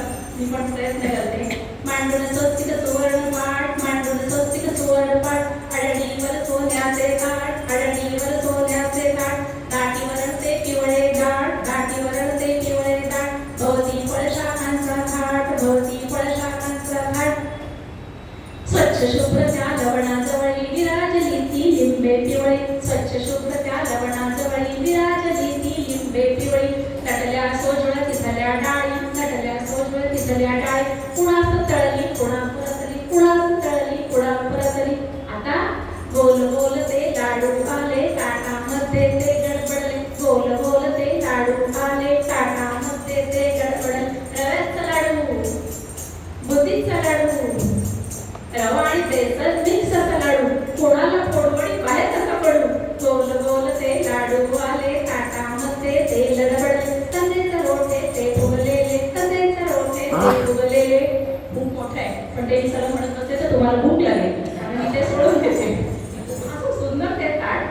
आणि मेन मुख्य जे पक्वान्न वाढायला यजमानीने घ्यायचं असतं त्यामध्ये आचार्याने वाढायचे नसतं. ते काय जे असतं त्याचं वर्णन नाही करत असं. तर ती कुंवरबाई आणि वसंतराय छान असं एवढ्या चांदीच्या ताटामध्ये भरपूर जिल्ह्याची रास आहे आणि वसंतराय आलाय आणि कुंवरबाई एक एक जिलबी वाढते आग्रहाची आणि यजमानीने वाढलेलं एवढंच तरी घ्यायचं असतं बरं का. तर ते पुण्य लागतं तिलाही आणि आपल्यालाही. आणि ती अशी वाढते अशी देखणं होते कपल देखणं जोडपं ज्याला म्हणता येईल. आणि नणंद जी आहे ती ओळख करून देते. हे आहेत ना हे हिऱ्याचे व्यापारी, हे आहेत ना हे रेशमाचे व्यापारी, हे आहेत ना हे असली मोत्याचे व्यापारी, अशी छान ओळख करून देते. वाढता वाढता ओळख केल्यानंतर कुंवर त्या प्रत्येक व्यक्तीकडे अशी जरा नीट बघते. यांच्याकडे पाहिलं त्यांच्याकडे पाहिलं. आता ही नणंद तिला ते आवडलं नाही. नणंद हा प्रकार अगदी बेकार असतो. म्हणजे इथे जमलेले आपण नाही आपण सोडू. नणंद हा प्रकार का बेकार असतो. नणंदेमुळे बऱ्याच असणारे सासूची भांडणं होतात. सत्ता असेल तिची तिला ते चालत नाही. आपल्या भावाला सत्ता गाजायला कोणीतरी आलेलं असं गमतीचा भाग वेगळा. ती नणंद तिला म्हणते वहिनी असं रोखून काय बघताय.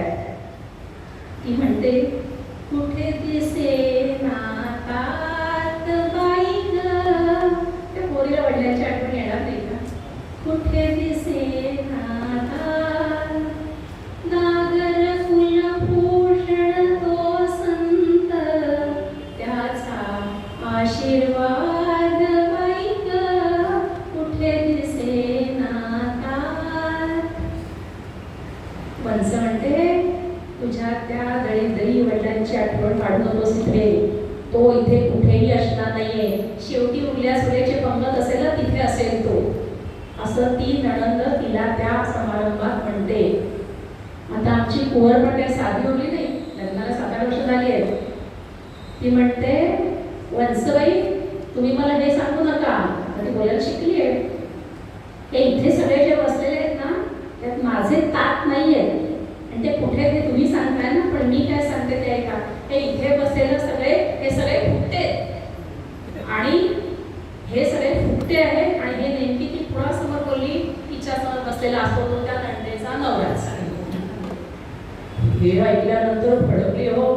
नंदेला भडकायचा अधिकार आधी असतोच, पण ती ताकली आणि हातातलं टाकून भरा भरा भरा आली. बशा हे बशा हे बशा. वसंतराय टाक ते चांदीचं ताट खाली टाक. काय त्या बायकाच्या मागं करतोय? पहिले ते चांदीचं ताट टाक खाली. काय देवाड्याची चिंती बिली? असं काय करतेस? आम्ही दुपारी तू बोलू नको एक अक्षर. तुझं माझ्यावर प्रेम आहे का तुझ्या बायकोवर प्रेम आहे ते सांग. अगं असं नसतं ना, तू बहीण आहेस, ते प्रेम वेगळं, बायकोचं प्रेम वेगळं.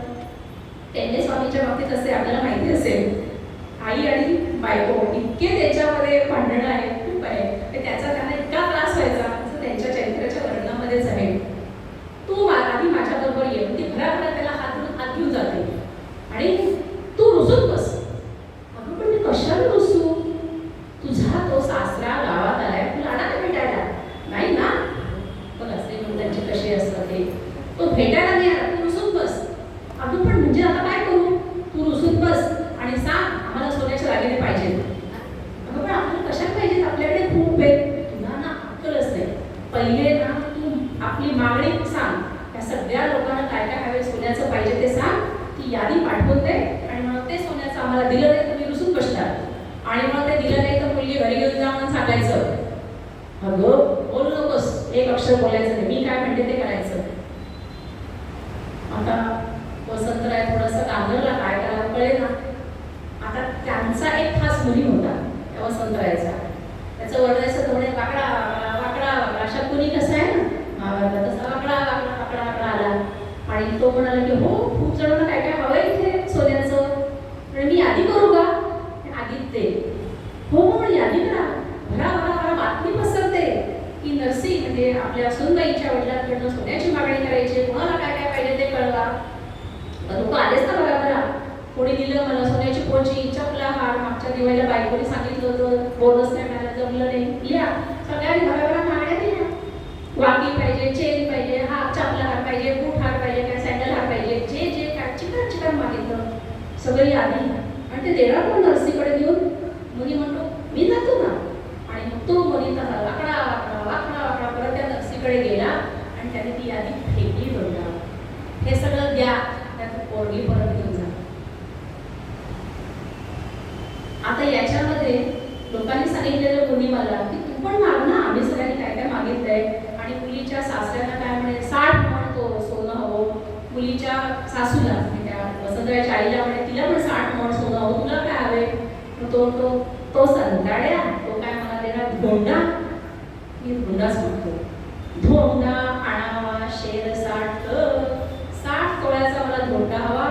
असावा परवा चोखट, स्वच्छ गुळगुळीत असा मला 60 शेराचा धोंडा हवा.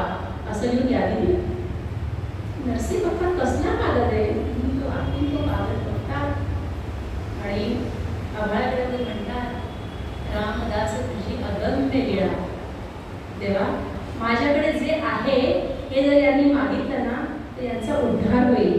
पण त्यांना ते नको, त्यांना ते हवंय की जे क्षणभंगूर आहे आणि मी ते देऊच शकणार नाही.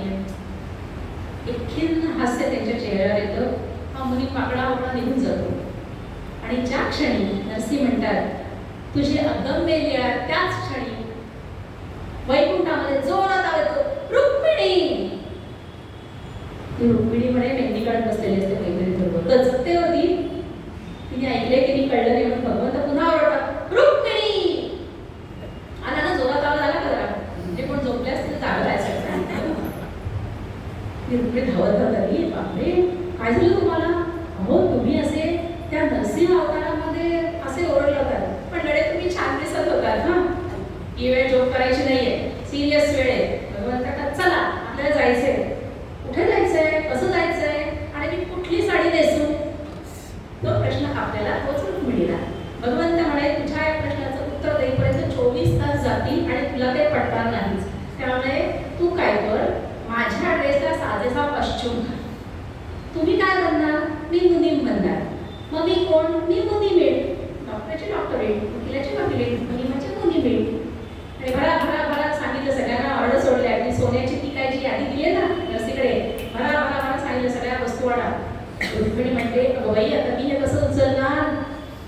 फॉरेनमध्ये नाही का लोक असतात, फॉरेनमध्ये अमेरिकेमध्ये आपल्या गाड्या वडायला लागतात. आपण भारतात कशा गाड्या असतात, आपल्या बाईला 100 रुपये जास्त देते, ती बाई डबल काम करते. फॉरेनपेक्षा आपण राहण्यावर, मी नेहमी म्हणते आपण राहण्यावर तिकडच्या. तर रुक्मिणी म्हणते हे सामान कोण देणार? भगवंत म्हणतो अगं कशाने काळजी करतेस, हे सगळे नवग्रह फिरतायत ना, सारखी कुणाच्या तरी काशीला असतात, सगळ्या नवग्रहांना बोलतात पटापट या आणि सामान उचला. नवग्रहांनी सामान घेतले. आता यमदेव पण बघायला आले काय गडबड चालली आहे. यमदेव म्हणतात भगवंता मी पण येऊ? अरे तुझं काय काम, समारंभ आहे. नाही मग मी आज सुट्टी टाकतो ना. येतो पण सुट्टी टाकतो. ठीक आहे एवढं तुला यायचंय ये, पण तुझी सुट्टी लक्षात ठेव, नाही तर ओळख करशील तू काही काम करणार म्हणजे जाणारच कोणतरी. ठीक आहे मग म्हणे मी कसा येऊ? तर म्हणे कसा येऊ नाही, माझा रेडा रेडी आहे त्याच्यावर बसून येऊ. भगवंत म्हणतात अरे मी माझं वाहन नाही वापरत, तुझा रेडा रेडी असून काय, सगळ्यांनी माझ्याबरोबर चालत चालत जायचं. असं त्यांचं ठरतं. एका क्षणात मंडळी सगळी त्या समारंभाच्या ठिकाणी. ते काय आपल्यासारखं नाही बोलून ही ओला करा ती कॅन्सल, ती उभ्या करा ती कॅन्सल, एवढं करून रस्त्यात खड्डे खड्ड्यात रस्ते आणि 4:30 येणारी बाई 5ला येते, असं काही भानगड नाही तिकडे. भगवंताच्या मनावर क्षणभरात सगळे हजर. आणि आता दुपारची वेळ झालेली, जेवण वगैरे सगळे आराम करतायत. सासरे बुवा त्यांनी त्याचं वर्णन केलंय, सासरा झोपलेला होता ते कुरमुऱ्याचं पोतं दिसत होतं म्हणे. त्याचं डोकं कुठलं आणि पाय कुठलं ते कळलं की कळायचं, उभा कसा आणि आडवा कसा. आणि त्याला कळतं बाहेर कोणतरी आले. सासरा बाहेर येतो, अरे काय तेजपुंज मुनीव आहे आणि एवढीच्या एवढी गाठोडी आहे. वा वा वा एवढा नरसी श्रीमंत आहे, मला तर माहितीच नव्हतं. म्हणजे इतक्या वर्षात जेव्हा मी भेटलो तेव्हा गरीब होता, म्हणजे एवढ्या वर्षात काय नगरसेवक झाला का आमदार का मंत्री, एवढी प्रॉपर्टी बापरे. आणि मग तो आपल्या मुलीचं कौतुक करतो, ह्याच्यामुळे आपल्याला हे सगळं मिळणार आहे. लोभी माणसाकडे खूप श्रीमंती असेल त्याला आणि लोभ असतो, ज्याच्याकडे नसतं ना त्याला लोभ नसतो बघा. आणि मुनी तेजपुंज भगवंत स्वतः आहे. तेजपुंज मुनी पण त्यांची ती तेजपुंज मुनीपीठ. मुनी म्हणलो शेठजी सगळं आणलेलं यादीप्रमाणे, या कोणाकोणाला कसं कसं द्यायचंय त्यांना एकेकाला बोलवा. हाय मुली मला आनंद झाला, अरे वा न काम न करता फुकट एवढे मिळतंय ना. पहिला मान कोणाचा? सासऱ्याचा. भगवंत शनिदेवाला सांगतात ते जे आसन मांडले त्या ज्याच्यावर बसणार घ्यायला त्याच्या खाली जाऊन बसा आणि तुमचा प्रभाव दाखवा. सासरे बसतात. आता त्यांना 60 मन द्यायचं ना सोनं. त्या 60 मनाची चांदीची सोन्याची बिस्किट सगळी काय बिस्किट जे काय असेल बळी वगैरे ते सगळं आणलं जातं. आणि ज्या क्षणी सासरा त्या पाटावर बसतो ना, शनिदेव आपला प्रभाव दाखवतो. सासऱ्याला गडगड गडगड गडगड गडगड फिरल्यासारखं वाटतं. 360 डिग्रीतनं तो त्याचा पाठ हलतं असं वाटतं. ते खेळ असतात ना मुलांचे कसले विद्यार्थी खेळ असतात बघा, असं उंच जायचं आणि झटकन पडायचं. तेव्हा कसं होतं ना, पोटात गोळा कसा त्याला यायला लागला, डोक्यावर इतकं वजन वाटायला लागलं. बेलो बेलो बेलो पण तरी वाटतंय जरा थोडं सहन करा, म्हणजे 60 मन सोनं मिळेल. लोक सुटत नाही. असं 5 मिनिटं झाल्यानंतर असं थोडंसं शांत होतं. आणि तरी तो लोक ते सगळं घेऊन लोकांच्या मध्ये घेऊन सासरा बाजूला घेऊन बसतो. खुश आहे मनात नाही एवढं सोनं. आता बाईंचा मान सासूबाईंचा. भगवंत म्हणतात हीच ती आहे माझ्या लेकराला छळते, शनिदेवा व्यवस्थित व्यवस्था लावा. रुक्मिणी म्हणते काळजीच करू नका, मी हळद लावते आणि कुंकवाच्या जागी मी लाल तिखटच आणलंय, काळजीच करू नका. आणि बाई येऊन बसते सासूबाई, तिला परत ते 60 मन सोनं एवढं चढत. भगवंताकडे आहो काय त्याला अंतच नाही ना. 60 मन काय आणि 600 मन काय, आपल्याला ते सगळे हिशोब. ते सगळं परत शनिदेव प्रभाव दाखवतात. कसं वाटतं मी मरते की काय, मरते की काय, घट्ट धरून ठेवते ते सोनं. मेले तरी त्या सोन्यासकट पाहिजे जायला. 5 मिनिटांनी तिचंही शांत होतो. म्हणजे असं काय म्हणते बाबा वरती जाता जाता वाचले, पण असू दे 8 मन सोनं आलं आपल्या घरी. आता वसंतराय येऊन बसतात. आता भगवंत म्हणतात शनिदेवा हे आपले जावई बरं, हे आपल्या लेकराची काळजी घेतात, त्यांना काही नाही करायचं, त्यांना काय हवे ते दिले. आणि भगवंत म्हणतात बाकी सगळं विसरलेली असेल सगळ्यांनी आपापलं घ्या. काठोडी उघडा, मी काय दागिने पाहिजे सगळे या. बरोबर बरोबर सगळे कुठून पडले. त्यांनी एक अंगठी मागितली त्यांनी 5 केल्या, त्यांनी एक कोट्यावर मागितला त्यांनी 5 रुपये. भगवंतांनी पण भरपूर आणलं होतं ना. आणि मला तर काहीच प्रॉब्लेम नाही, माझं काहीच जात नाहीये, ते भरपूर असू देत ना. 5 अंगठ्या 10 अंगठ्याचे काय असेल ते असं सगळं होतं. आणि आता मुनींजी विचारतात तुमचा मुनीम कुठे? आकडा आकडा आकडा आकडा आहे ना. त्या मुली मलाही विश्वास बसत नाही. अगदी गंमत म्हणून मागितलं का थोडं सोनं बापरे. तो बोलायला तुम्ही काय मागितलंय? धोंडा आणावा शेर 60 ठेवलेला आहे. भगवंत म्हणतात आता याला धोंडा कुणी द्यायचा? मी जर याला धोंडा दिला तर याला रोटीच मिळेल. ज्यांना मनाच्या गटाखात तो सुटेलच. काहीही न करता वाईट बघून या यमदेवा या, आता तुमची सुट्टी कॅन्सल, आता तुम्हाला ड्युटी लागली. पण यमदेव खुश, पण त्यांना असं मऊ वरण भात नाही ना, त्यांना ते असंच काय काय लागतं. त्यामुळे ते आले आणि म्हणे वा आता माझ्या मनासारखं काहीतरी काम आहे. तेव्हा कसा देऊ धोंडा? अरे धोंडा कसा द्यायचा असतो? डोक्यात घालायचा. वा यमदेव अगदी खुश. येतात धोंडा आणि त्या मुनिमाच्या डोक्यात मारतात. एका क्षणात त्या मुनिमाच्या चिंधड्या प्रेत त्या शरीराचे तुकडे तुकडे मांस रक्ताचा चक्कर सगळं तडकले. हे काय एवढा देखणा मुनी, एवढं सगळं छान चाललं, हे काय? सगळ्यांनी बरोबर आपल्या जागेने परत दिले. तो काही बाबा यानं मारलं, आपल्याला काहीतरी फटके मिळतीलच. सगळे भराभरा दिले. बाहेर एकदम शांतता पसरली. Pin drop silence. पूर्ण आतमध्ये काहीतरी करतीये आणि तिला लक्षात येतं की इतका वेळ चालेला आवाज एकदम थांबला कसा. म्हणून ती बाहेर येते आणि बघते तो तेजपुंज मुनी पण त्याची माणसं सावकाश पुढे येते. आणि तिच्या लक्षात आलं हे यांनीच केले. तुम्ही कोण? मी मुनी मग नेत्याचा मुनी. तुम्हाला बाबांनी पाठवले? भगवंतांना कळे ना हो म्हणावं का नाही म्हणावं. भगवंत शांत उभे राहतात. भगवंताला बाळा तुला पण आम्ही आणलंय सोनं, ते काही सांगू नका. तुम्हाला कोणी पाठवले? माझ्या या इतक्या मंगल प्रसंगी इथे येऊन एखाद्याला ठार मारण्याचं, हत्या करण्याचा आदेश तुम्हाला माझ्या वडिलांनी दिलाय? भगवंत मान घालेले उभे, त्यांच्याकडे उत्तर नाहीये. मुलगी सांगते जसं तुम्ही त्याला मारलं ना तसं त्याला तुम्ही जिवंत करा. भगवंत म्हणतात कलियुगामध्ये हा आम्हाला अधिकार नाही, मग कसं करावं? भगवंत म्हणतात नरसीला बोलवा, त्याच्या पायाचं तीर्थ जर या प्रेतावर शिंपडलं तर हा जिवंत होईल. ऐकल्याबरोबर म्हणते आहेत का कोणी 4 माणसं? अहो 4 काय 40 माणसं उठली हे सगळं बघून. जा पटकन आणि नरसीला घेऊन या. भरा भरा भरा धावली. तिथे पटापटा पालखी घेऊन गेली. त्या नरसीला तिथे पालखीत बसवलं. त्या नरसीला कळेच ना काय झालंय काय चाललंय. भराभरा त्याला पालखीत तिथे घेऊन आली. इथे तो बघतो तर सगळे जमले, प्रेत पडले तुकडे तुकडे झालेलं. आणि तेजपुंज मुनी मी त्याला कळेच ना काय झालंय. आणि भगवंत आपल्या भक्ताकडे बघतो. अत्यंत दरिद्री असा वेश. भगवंताला वाईट वाटतं, अरे माझा भक्त हा अशा याच्यात. भगवंत स्वतःचा शेला काढतात आणि तो भरजरी शेला त्या मुलीमा त्या नरसीला त्याच्या अंगावर अर्पण करतात. कबीर महाराज म्हणतात भगवंता मेरे हसी में तेरी हसी. माझ्याकडे काही कमी असेल तर मला दुःख वाटायचं काहीच कारण नाहीये. छान एक श्लोक आहे इथे समर्थांचा. दिनाचे उणे दिसता लाज कोणा, जगी दास दिसे तुझा दैन्यवाणा. श्री स्वामी तू राम पुण्य प्रतापी, तुझा दास पाहे सदा शीघ्र गोपी. आपल्या शिष्याची लाज जाते ते भगवंताला नाही आवडत. आपण आरती म्हणतो ना विनय है लाज रखैया ही आरती. कृष्ण भगवानची जी आरती त्याच्यातली. हे सगळं झाल्यानंतर कळत नाही नसेल मला कुणी शेला घातला आणि काय आहे हे. आणि तो बघतो आणि स्वतः भगवंत स्वतःच्या मूळ रूपामध्ये प्रकट होतात. ते म्हणतात ह्या नरसीच्या पायापाठी पाणी टाका. नरसीच्या पायात पाणी टाकलं जातं. त्याचं जे पाणी बाहेर येतं तीर्थ, त्याचं थोडंसं तीर्थ त्या प्रेतावर शिंपडलं जातं आणि तो मुनी जिवंत होतो. तो त्याचा तिरका ते कापला जातो. तो म्हणे आतूनही सरळ आणि बाहेरूनही सरळ उभा राहतो. आणि नरसी बघतात, वर बघते भगवंत स्वतः प्रकट झालेले. नरसी पायावरती कोसळतो भगवंताच्या. भगवंता कशासाठी तू अभिरण आलास?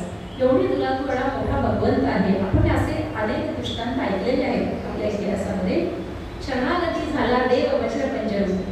देव म्हणतो मी बौद्ध भोवती बसलो, संतांच्या विकल्या गेलो. संत ज्यावेळेला मला आतून हात मारतात मला यायलाच लागतं. नरसी म्हणतात देवा तुम्ही माझ्यासाठी नको करायला. वर बाई त्यांच्या भगवंताच्या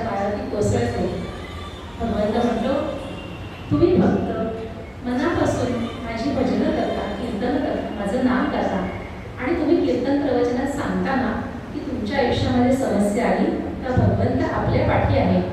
मग हे माझं ब्रीद मी नको का पूर्ण करायला? आणि म्हणूनच मी तुमच्यासाठी आलो.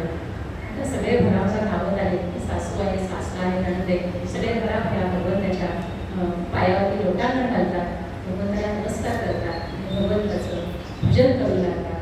श्रोते हो, असा हा नरसी अशी त्याची कथा.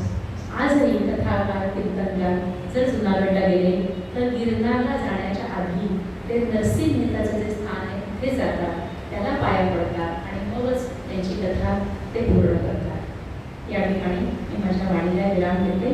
पुन्हा एकदा भगवान श्रीकृष्णांचा जय जयकार करूया. भगवान श्रीराम, भगवान श्रीकृष्ण महाराज की जय. आणि माझे गोबडे बोल आपण ऐकून घेतल्याबद्दल आपणाला धन्यवाद देते. रामकृष्ण हरी.